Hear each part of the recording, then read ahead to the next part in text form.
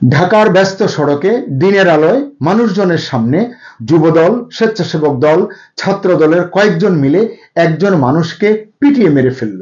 এখন সেই খুনের ঘটনাকে নিয়েই চলছে রাজনীতির নোংরা খেলা। সরকার আছে কি নেই তা বোঝা মুশকিল। বিএনপি বহিষ্কার এবং বিচার দাবি করে দায় এড়াতে চাইছে, আর জামাতে ইসলাম, ইসলামী আন্দোলন, এবি পার্টি সহ বেশ কিছু দল এবং সংগঠন বিএনপিকে কাঠগড়ায় দাঁড় করিয়ে রাজনীতির মাঠে ফায়দা লুটতে ব্যস্ত হয়ে পড়েছে। আসসালামু আলাইকুম, স্বাগত লিডস নিউজে। সম্মানিত দর্শক, আপনারা জানেন রাজধানীর মিটফোর্ড হাসপাতালের সামনে নৃশংস হত্যাকাণ্ডের শিকার হয়েছেন ৩৯ বছর বয়সী ভাঙারি পণ্যের ব্যবসায়ী লালচাঁদ ওরফে সোহাগ। ইট পাথর দিয়ে আঘাত করে মাথা ও শরীরের বিভিন্ন অংশ থেতলে দিয়ে এই মানুষটিকে মারা হয়। মারার পর তার শরীরের উপর দাঁড়িয়ে লাফালাফি করতেও দেখা গেছে। সিসিটিভি ক্যামেরার ফুটেজ, মামলার এজাহার, নিহতের স্বজন, প্রত্যক্ষদর্শী এবং তদন্ত সংশ্লিষ্ট ব্যক্তিদের বর্ণনায় হত্যাকাণ্ডের ভয়াবহ বিবরণ উঠে এসেছে, যা শুনলে গা শিউরে ওঠে। তদন্তকারী এবং স্থানীয় সূত্রগুলো বলছে হত্যাকাণ্ডের মূল কারণ চাঁদাবাজি। সারা দেশব্যাপী এখন চাঁদাবাজি এইরকম হত্যা এবং খুনের উপসর্গ হয়ে উঠেছে। একসময় যুবদলের সঙ্গে যুক্ত ছিলেন সোহাগ। দলীয় সহযোদ্ধারাই তাকে এভাবে খুন করলো, ভাবতেও অবাক লাগে। এই ঘটনায় সম্পৃক্ত থাকার অভিযোগে যুবদল, ছাত্রদল ও স্বেচ্ছাসেবক দলের 4 জনকে গ্রেফতার করেছে পুলিশ ও র্যাব। খুব দ্রুতই তাদেরকে করেছে, কিন্তু যে 19 জনের নামে মামলা দিয়েছে সোহাগের বোন মঞ্জুয়ারা বেগম, সেখানে এই তালিকায় আসামি হিসেবে তাদের সিরিয়াল হচ্ছে 11, 12, 13 এবং 17। তার মানে 1, 2, 3, 4, 5, 6 মূল হোতা, মূল আসামিরা এখনো ধরাছোঁয়ার বাইরে। এই ভিডিও যতক্ষণ যে সময় করছি ততক্ষণ পর্যন্ত তাদের গ্রেপ্তারের খবর পাওয়া যায়নি। ইতিমধ্যেই তাদেরকে, অর্থাৎ যাদেরকে গ্রেফতার করেছে পুলিশ, স্ব স্ব দল থেকে এবং সংগঠন থেকে বহিষ্কার করা হয়েছে। অবিলম্বে ঘটনার নিরপেক্ষ এবং বিশ্বাসযোগ্য তদন্ত করে প্রকৃত অপরাধীদের আইনের আওতায় এনে দৃষ্টান্তমূলক শাস্তি নিশ্চিত করতে অন্তর্বর্তী সরকারের প্রতি আহ্বান জানিয়েছেন বিএনপি মহাসচিব মির্জা ফখরুল ইসলাম আলমগীর। এই হত্যাকাণ্ড বাংলাদেশের রাজনীতির ভেতরের হিংস্র চেহারাটা আবারও সামনে নিয়ে এসেছে, যেটা আমি শুরুতে আপনাদের বলেছিলাম। অনেক দল, সংগঠন এই ঘটনার প্রতিবাদ করেছে, নিন্দা জানিয়েছে, অনেকে মিছিল করেছে, কিন্তু সবার নাম বলে আমি এই ভিডিওর কলেবর বাড়াতে চাই না। তবে 2-1টি রাজনৈতিক দলের কথা বলতেই চাই, কারণ হত্যাকাণ্ডের ঘটনায় দুঃখ প্রকাশ বা নিন্দা জানানোর চেয়ে এদের বেশি আগ্রহ পরিলক্ষিত হচ্ছে অভিযুক্ত দল অর্থাৎ বিএনপি এবং দলের নেতাদের চেহারায় কালি মেখে নিজেদের ফায়দা হাসিল করতে চায় এই দলগুলো। হত্যাকাণ্ডের নিন্দা জানিয়ে জামাতে ইসলামের সেক্রেটারি জেনারেল মিয়া গোলাম পরোয়ার বলেছেন, দেশবাসীর প্রশ্ন, চাঁদাবাজ ও সন্ত্রাসীদের লালন পালনকারী দলের নেতারা যে রাজনীতির কথা বলে বেড়ান, সেই দলের হাতে জনগণের জানমাল কতটা নিরাপদ? এই দলের হাতে ক্ষমতা গেলে দেশ, জাতি ও রাষ্ট্র কখনোই নিরাপদ থাকতে পারবে না। দর্শক, বুঝতেই পারছেন বিএনপিকে ইঙ্গিত করে এই কথাটি বলা হচ্ছে। এই কথাগুলো মিথ্যা নয়, কিন্তু এই কথা বলার সময় এটা কিনা, এটি হচ্ছে প্রশ্ন। মিস্টার পরোয়ার আইন শৃঙ্খলা রক্ষায় সরকারের চরম ব্যর্থতা নিয়ে তেমন কিছু বললেন না, শুধু বললেন সরকারকে দেশের শান্তি শৃঙ্খলা রক্ষায় কার্যকর পদক্ষেপ গ্রহণ করতে হবে। বাণী দিলেন, শান্তির ললিত বাণী। এছাড়া এ ধরনের অন্য ঘটনায়ও এমন শার্প রিয়াকশন দিতে তাদেরকে দেখা যায়নি। আপনারা কুমিল্লার মুরাদনগরের ঘটনাটি দেখুন, এবং গতকালকে শুক্রবারে খুলনায় যুবদলের সাবেক এক নেতাকে গুলি করে এবং রক কেটে হত্যা করা হয়েছে, এটি নিয়ে কোনো স্টেটমেন্ট আমি অন্তত দেখিনি। যাই হোক, এবি পার্টির নেতারা বলেছেন প্রশাসন কোথাও অপরাধ দমনে কার্যকর ভূমিকা পালন করতে পারছে না। ধন্যবাদ এই কথাটি বলবার জন্য। তবে এটাও বলতে ছাড়েননি, মানে রাজনীতিটা করবেনি। রাজনীতির জন্য কি বলেছেন, রাজনৈতিক পরিচয় ব্যবহার করে একদল দুর্বৃত্ত, মানে এখন আর বিএনপি বলছে না, দুর্বৃত্ত চাঁদাবাজি, টেন্ডারবাজি সহ সন্ত্রাসের মাধ্যমে দেশকে আবারও গণ অভ্যুত্থান পূর্ববর্তী পরিস্থিতির দিকে নিয়ে যাওয়ার অপপ্রয়াস চালাচ্ছে। গণ অধিকার পরিষদ সভাপতি নুরুল হক ও সাধারণ সম্পাদক মোহাম্মদ রাশেদ খান যৌথ বিবৃতি দিয়েছেন। এতে তারা বলেছেন, এই ঘটনা স্পষ্ট করে তুলেছে যে দেশের নাগরিক নিরাপত্তা এবং আইনের শাসন চরমভাবে প্রশ্নবিদ্ধ। এজন্য তাদেরকে ধন্যবাদ জানাই। ইসলামী আন্দোলন বাংলাদেশ ও গণসংহতি আন্দোলন বলেছে অন্তর্বর্তী সরকারকে কঠোরভাবে আইন শৃঙ্খলা পরিস্থিতির নিয়ন্ত্রণ নিতে হবে। এটি তো বলবেনই, কেন নেই সেই প্রশ্নটিও কিন্তু তোলা সমীচীন বলে মানুষ মনে করে। তবে ইসলামী আন্দোলন বাংলাদেশের যুগ্ম মহাসচিব এবং ঢাকা মহানগর দক্ষিণের সভাপতি মোহাম্মদ ইমতিয়াজ আলম বলেছেন, বিএনপি যদি একবারে নাম ধরে তাদের সন্ত্রাসীদের থামাতে ব্যর্থ হয় তাহলে এর পরিণাম শুভ হবে না। শুভ হবে না এটি বিএনপি হয়তো বুঝতে পারছে, সুফল কিন্তু আপনারাই ভোগ করবেন।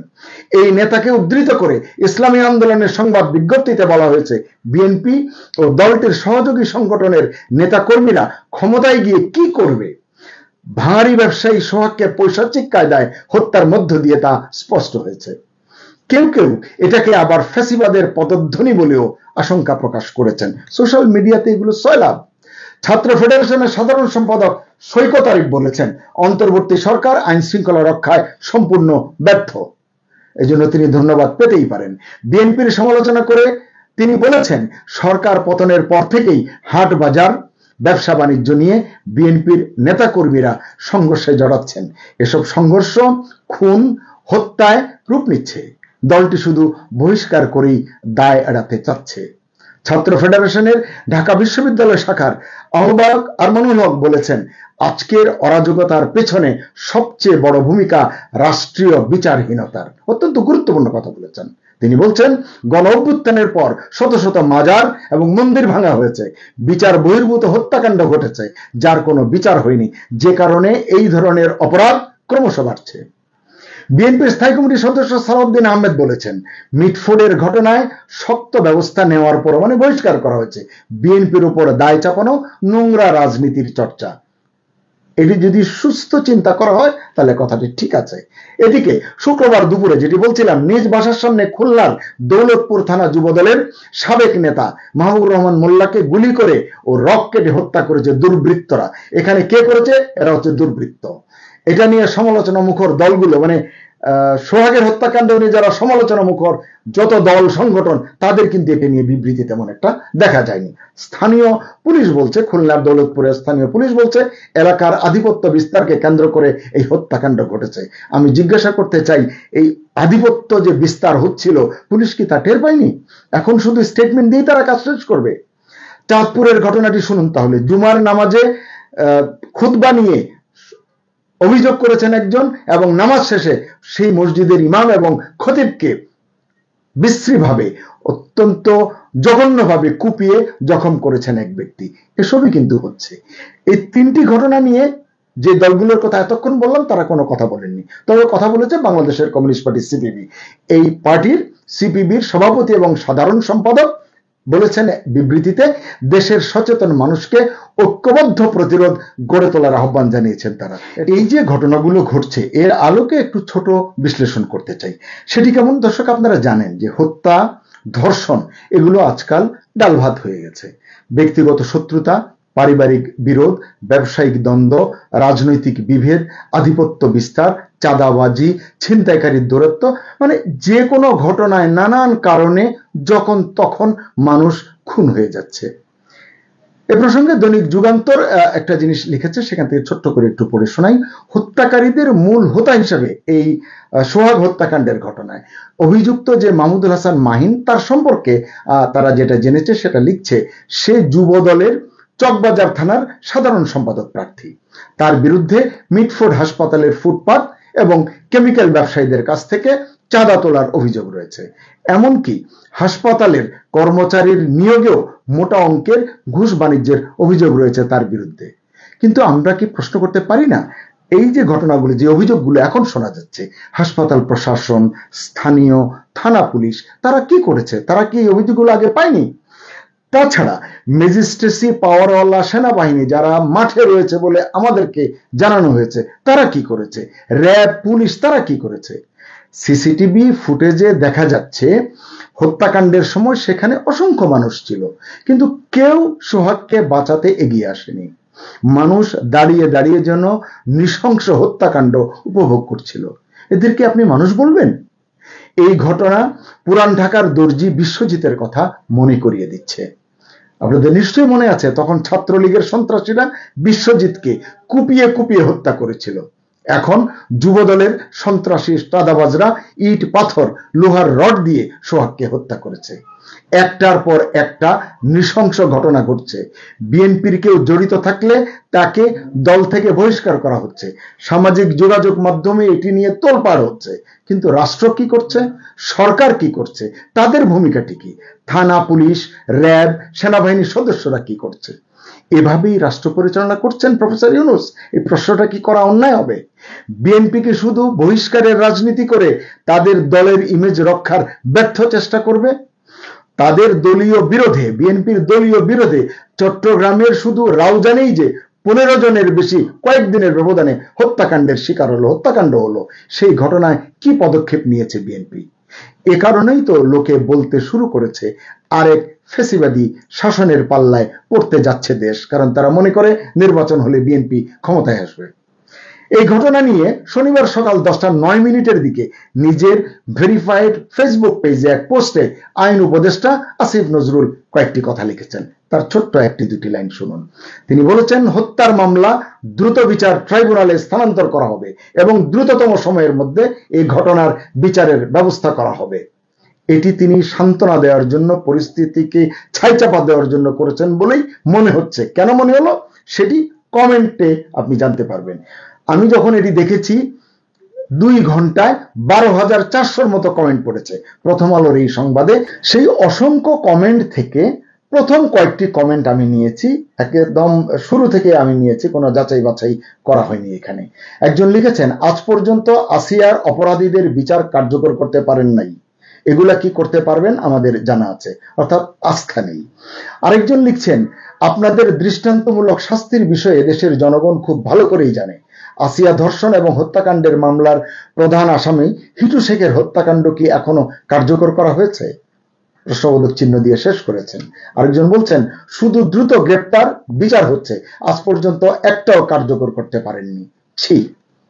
আরেকজন লিখছেন, সেনাবাহিনী মাঠে আছে সবাই জানে, অথচ কোনো কাজে নাই, সব আইওয়াস, সকল নাটের গুরু এই ওয়াকার এবং আসিফ নজরুল গং, আর আমাদের অথর্ব স্বরাষ্ট্র উপদেষ্টা তো আছেই।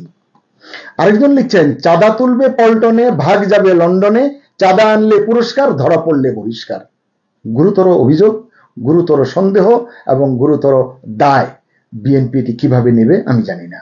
আরেকজন লিখছেন, আসিয়ার বেলায় আপনার এমন বাণী ছিল, তখনও আসলে আসিফ নজরুল বলেছিলেন, মুখে বড় বড় কথা, কাজের বেলা কিছুই না। মানে এবারও যে হবে না এটি জনগণ আগে ভাগেই বুঝতে পারছে। তিনি পরিস্থিতি সামাল দেওয়ার জন্য যে এই পোস্টটি দিয়েছেন, এই খবর দিয়ে মানুষকে শান্ত করতে চেষ্টা করছেন, এটি আসলে সকলে বুঝতে পারছে।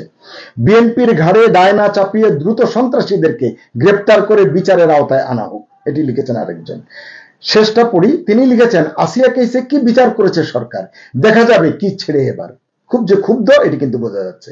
তাহলে আমরা কি বলবো? এই যে সরকারের নীরবতা, স্বরাষ্ট্র উপদেষ্টার তেমন কোনো আওয়াজ পাওয়া যাচ্ছে না, বিএনপিকে দোষী প্রমাণ করার জন্য মাঠের যে অন্য রাজনৈতিক দলগুলো আছে তারা তাদের ফায়দা তোলার জন্য ব্যস্ত, কিন্তু এই যে তারা মিছিল করছে, মিটিং করছে, বক্তৃতা বিবৃতি দিচ্ছে, সরকারের যে দায়িত্ব আইন শৃঙ্খলা পরিস্থিতি স্বাভাবিক রাখা, উন্নত রাখা, সেটি যে তারা পারছে না।